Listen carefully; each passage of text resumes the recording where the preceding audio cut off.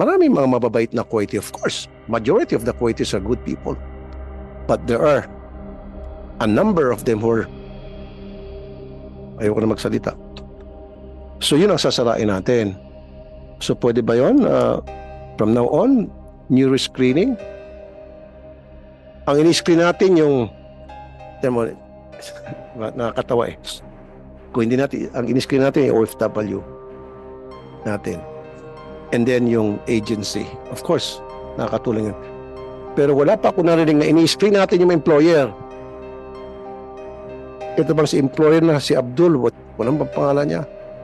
Ano ba ang mental health nito? Stable ba? Ipa-neuro?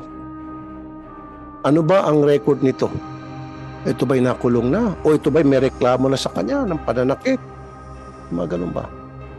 O magkano bang sweldo nito? May capability pa ito na magbayad? Baka lubog to sa utang at wala nang pambayad. Kasi isa sa mga reklamo ng mga OFWs natin ay hindi sila sa sweldohan. No. Yun yung gusto kong mangyari. Huwag yung sabi mo yung dati previous, hindi natin magpapadala na hindi experience. Kailangan yung agency mabuti. Of course. So can we do that?